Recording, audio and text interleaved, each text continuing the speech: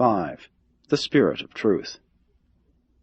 The new Helper which Jesus promised to send into the hearts of believers, to pour out upon all flesh, is the Spirit of Truth. This divine endowment is not the letter or law of truth, neither is it to function as the form or expression of truth. The new teacher is the conviction of truth, the consciousness and assurance of true meanings on real spirit levels.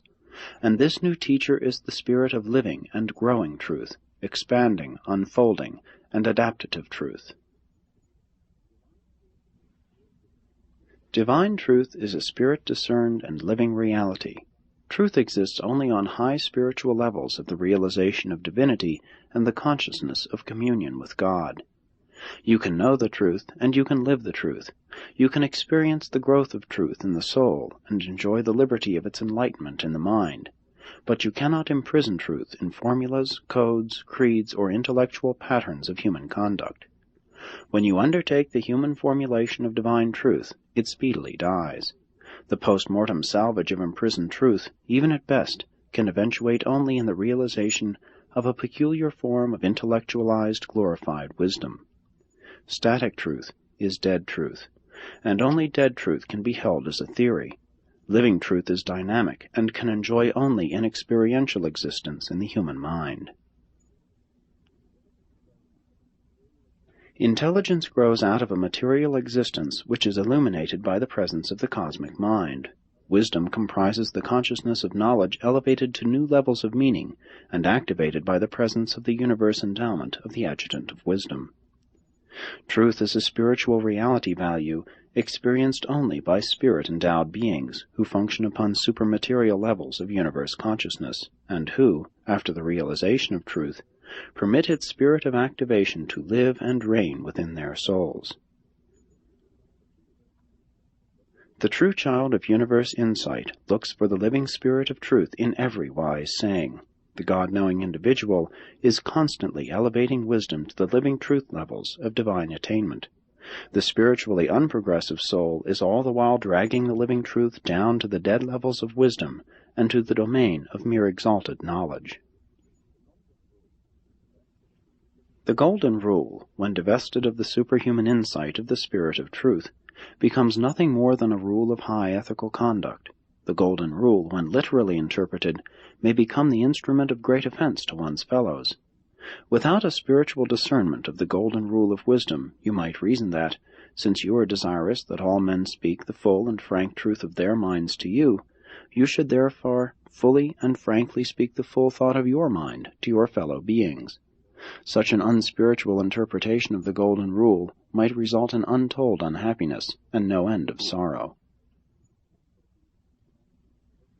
Some persons discern and interpret the Golden Rule as a purely intellectual affirmation of human fraternity. Others experience this expression of human relationship as an emotional gratification of the tender feelings of the human personality. Another mortal recognizes this same Golden Rule as the yardstick for measuring all social relations, the standard of social conduct. Still others look upon it as being the positive injunction of a great moral teacher who embodied in this statement the highest concept of moral obligation as regards all fraternal relationships. In the lives of such moral beings, the Golden Rule becomes the wise center and circumference of all their philosophy. In the kingdom of the believing brotherhood of God-knowing truth lovers, this Golden Rule takes on living qualities of spiritual realization on those higher levels of interpretation which cause the mortal sons of God to view this injunction of the Master as requiring them so to relate themselves to their fellows that they will receive the highest possible good as a result of the believer's contact with them. This is the essence of true religion, that you love your neighbor as yourself. But the highest realization and the truest interpretation of the Golden Rule consists in the consciousness of the spirit of the truth of the enduring and living reality of such a divine declaration. The true cosmic meaning of this rule of universal relationship is revealed only in its spiritual realization, in the interpretation of the law of conduct by the Spirit of the Son to the Spirit of the Father that indwells the soul of mortal man. And when such spirit-led mortals realize the true meaning of this golden rule, they are filled to overflowing with the assurance of citizenship in a friendly universe, and their ideals of spirit reality are satisfied only when they love their fellows as Jesus loved us all, and that is the reality of the realization of the love of God. This same philosophy of the living flexibility and cosmic adaptability of divine truth to the individual requirements and capacity of every son of God must be perceived before you can hope adequately to understand the Master's teaching and practice of non-resistance to evil. The Master's teaching is basically a spiritual pronouncement. Even the material implications of his philosophy cannot be helpfully considered apart from their spiritual correlations.